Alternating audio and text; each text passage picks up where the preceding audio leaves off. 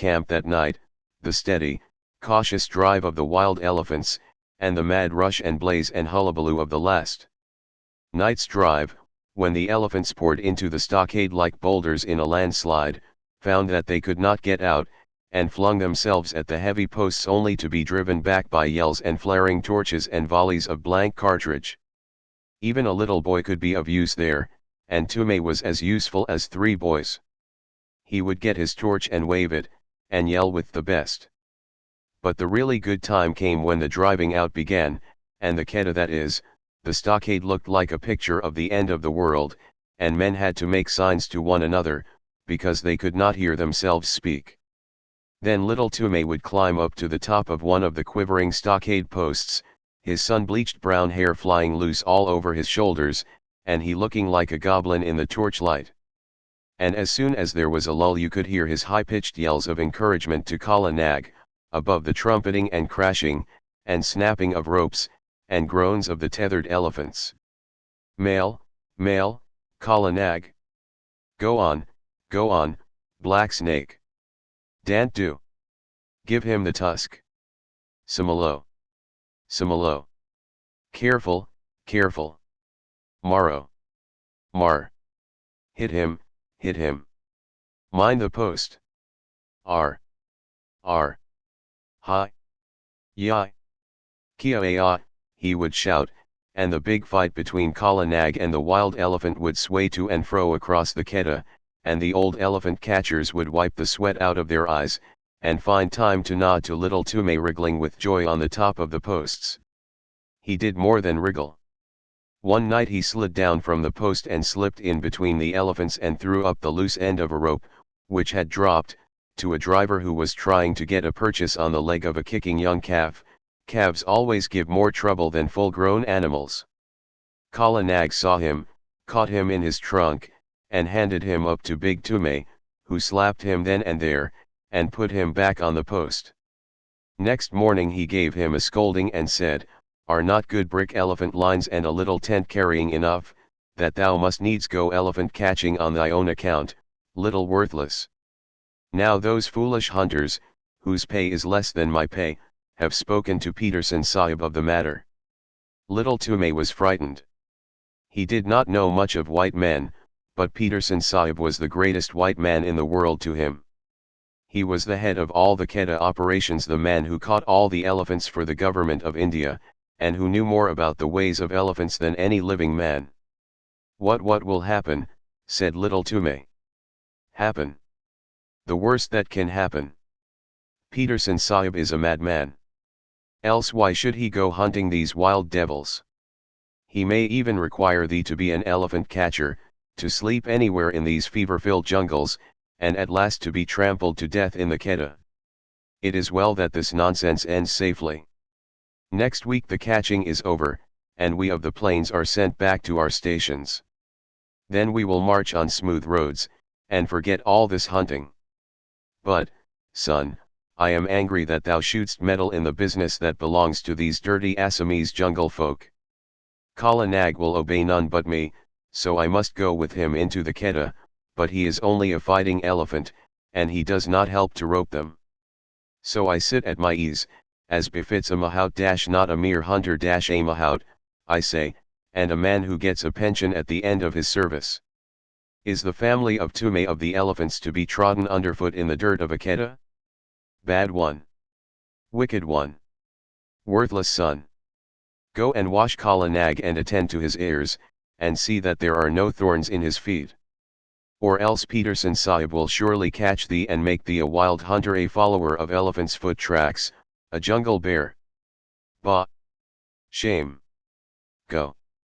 Little Tume went off without saying a word, but he told Kala Nag all his grievances while he was examining his feet. "No matter," said little Tume, turning up the fringe of Kala Nag's huge right ear.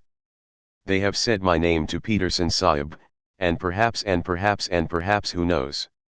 Hi! That is a big thorn that I have pulled out." The next few days were spent in getting the elephants together, in walking the newly caught wild elephants up and down between a couple of tame ones to prevent them giving too much trouble on the downward march to the plains, and in taking stock of the blankets and ropes and things that had been worn out or lost in the forest. Peterson Sahib came in on his clever she-elephant Padmini. He had been paying off other camps among the hills, for the season was coming to an end, and there was a native clerk sitting at a table under a tree, to pay the drivers their wages. As each man was paid, he went back to his elephant, and joined the line that stood ready to start. The catchers, and hunters, and beaters, the men of the regular Quetta, who stayed in the jungle year in and year out, sat on the backs of the elephants that belonged to Peterson Sahib's permanent force, or leaned against the trees with their guns across their arms, and made fun of the drivers who were going away, and laughed when the newly caught elephants broke the line and ran about. Big Tume went up to the clerk with Little Tume behind him, and Machua Appa, the head tracker, said in an undertone to a friend of his, "There goes one piece of good elephant stuff at least. 'Tis a pity to send that young jungle cock to molt in the plains." Now Peterson Sahib had ears all over him, as a man must have who listens to the most silent of all living things, the wild elephant. He turned where he was lying all along on Padmani's back and said, "What is that? I did not know of a man among the plains drivers who had wit enough to rope even a dead elephant. This is not a man, but a boy." He went into the Quetta at the last drive, and threw Barmau there the rope, when we were trying to get that young calf with the blotch on his shoulder away from his mother. Machua Appa pointed at Little Tume, and Peterson Sahib looked, and Little Tume bowed to the earth. "He throw a rope? He is smaller than a picket pin." "Little one, what is thy name?" said Peterson Sahib. Little Tume was too frightened to speak, but Kala Nag was behind him, and Tume made a sign with his hand, and the elephant caught him up in his trunk and held him level with Padmani's forehead, in front of the great Peterson Sahib.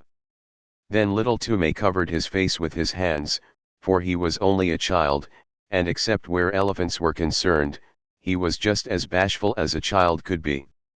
"Oh ho," said Peterson Sahib, smiling underneath his mustache, "and why didst thou teach thy elephant that trick? Was it to help thee steal green corn from the roofs of the houses when the ears are put out to dry?" "Not green corn, protector of the poor melons," said Little Tume, and all the men sitting about broke into a roar of laughter. Most of them had taught their elephants that trick when they were boys. Little Tume was hanging 8 feet up in the air, and he wished very much that he were 8 feet underground. "He is Tume, my son, Sahib," said Big Tume, scowling. "He is a very bad boy, and he will end in a jail, Sahib." "Of that I have my doubts," said Peterson Sahib. "A boy who can face a full Quetta at his age does not end in jails. See, little one, here are 4 annas to spend in sweetmeats because thou hast a little head under that great thatch of hair.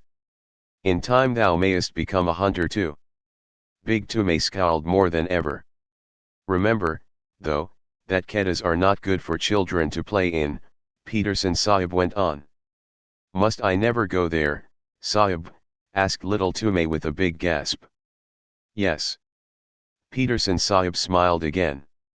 "When thou hast seen the elephants dance. That is the proper time. Come to me when thou hast seen the elephants dance, and then I will let thee go into all the Quettas."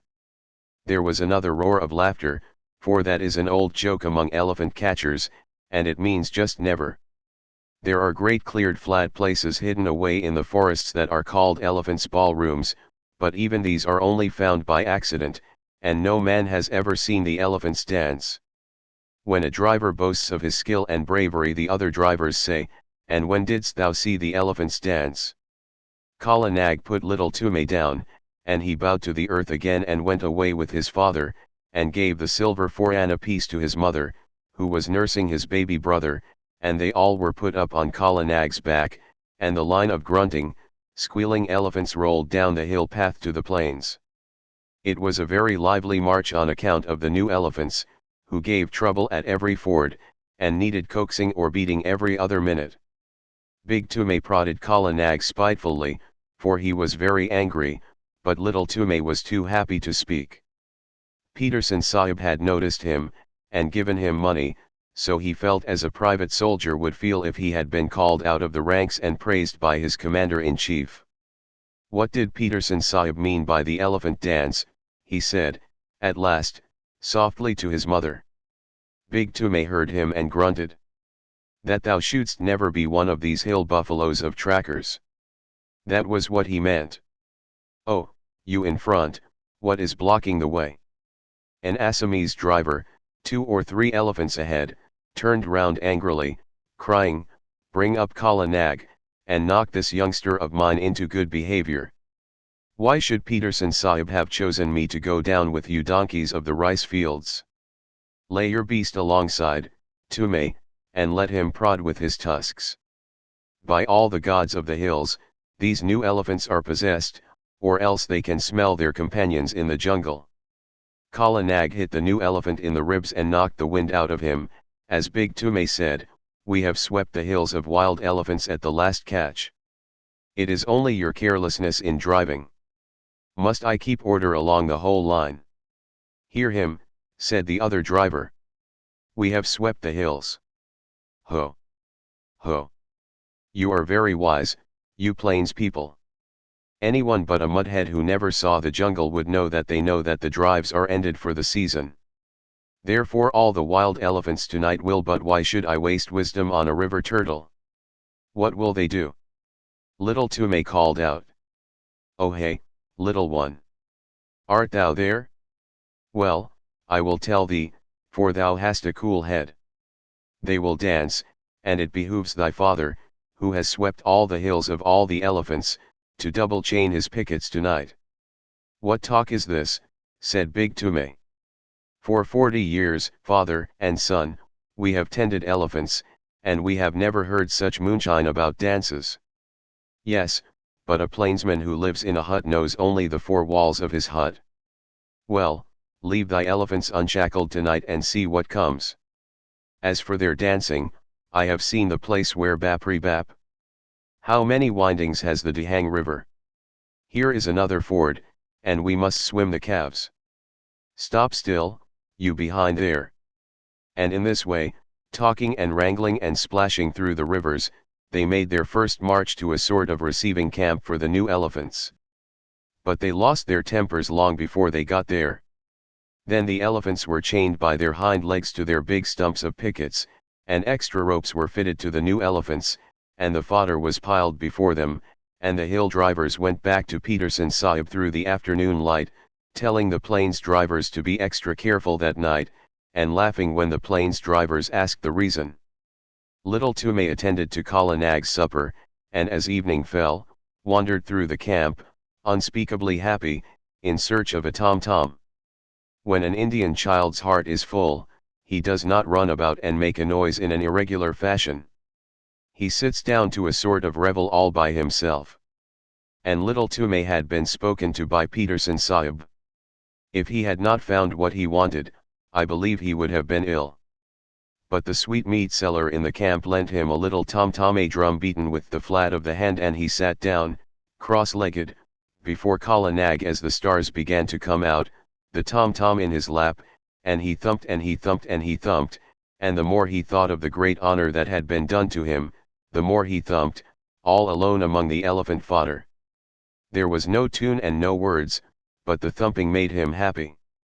The new elephants strained at their ropes, and squealed and trumpeted from time to time, and he could hear his mother in the camp hut putting his small brother to sleep with an old song about the great god Shiv, who once told all the animals what they should eat. It is a very soothing lullaby, and the first verse says, "Shiv, who poured the harvest and made the winds to blow, sitting at the doorways of a day of long ago, gave to each his portion, food and toil and fate, from the king upon the guddy to the beggar at the gate. All things made he Shiva the preserver. Mahadeya. Mahadeya. He made all thorn for the camel, fodder for the kine, and mother's heart for sleepy head, O little son of mine." Little Tume came in with a joyous tunk-a-tunk at the end of each verse, till he felt sleepy and stretched himself on the fodder at Kala Nag's side. At last the elephants began to lie down one after another as is their custom, till only Kala Nag at the right of the line was left standing up, and he rocked slowly from side to side, his ears put forward to listen to the night wind as it blew very slowly across the hills. The air was full of all the